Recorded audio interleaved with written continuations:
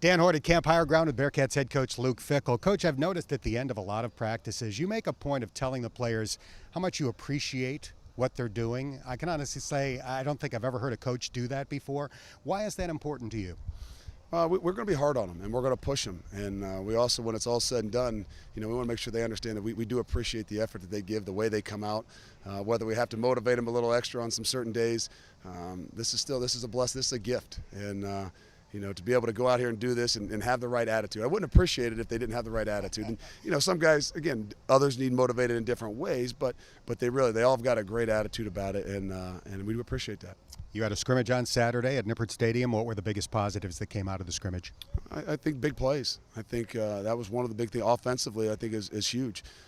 Every scoring drive, whether it was a field goal or a touchdown, had an explosive play in it, whether it's a run over 12 or a pass over 16.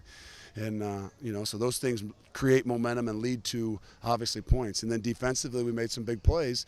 But then on the flip side of that is you got to realize that you have to be able to eliminate the big plays because of the momentum and the things that happen to an offense that way. So both sides back and forth, both sides created big plays, and what really makes the score.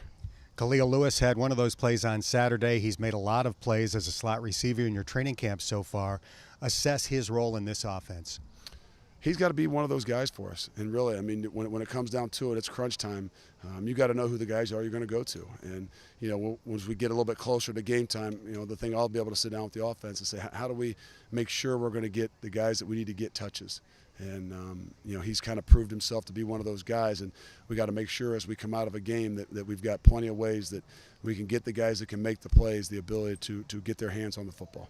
True freshman running back Michael Warren, Mr. Football in Ohio last year, seems to be getting better and better as camp goes along. At this point, is it pretty safe to say he'll play as a true freshman? He would definitely play, and it might not always be carrying the football, but he has done an unbelievable job at everything we've asked him to do. Special teams-wise, he's serious about it. He really is one of those guys who's a pro at his craft, and the more he does there, the more opportunities he's going to get to carry the football. And you saw it Saturday night. Everybody wants to talk about the long run he made, but I like to see the one that was 3rd and 1, and he put his foot in the ground and got vertical, and maybe got us 4 yards, 5 yards, but he knew exactly what he needed to do. You have a 22-year-old Australian punter who's never played American football before, but the last 4 years, the Ray Guy Award winner in the NCAA has come from his academy in Australia. How is he coming along so far? I think good. We need to get him in some more of those situations like we did Saturday night. We only gave him 4 punts. I think he really only had 2. So a lot of the stuff is done here. But next week when we get back into the stadium, there'll be a lot more situational stuff for the special teams and just putting him out there so we know he can kick. We know he can do everything we want him to do. It's just making sure he's comfortable with it so that when it comes 31st, he's ready to roll. Last thing, you've got a great competitive battle going on to be the starting quarterback between Hayden Moore and Ross Trail. Do you have in your own mind a date or a point where you will decide this is our guy?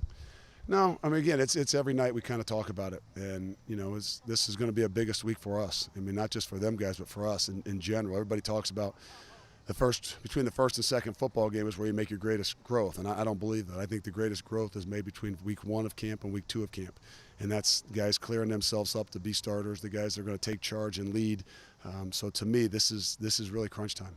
We're about 2.5 weeks away from the season opener, Cincinnati versus Austin Peay on August 31st. For Coach Fickell, I'm Dan Hoard. Thanks for checking out this training camp report on GoBearcats.com.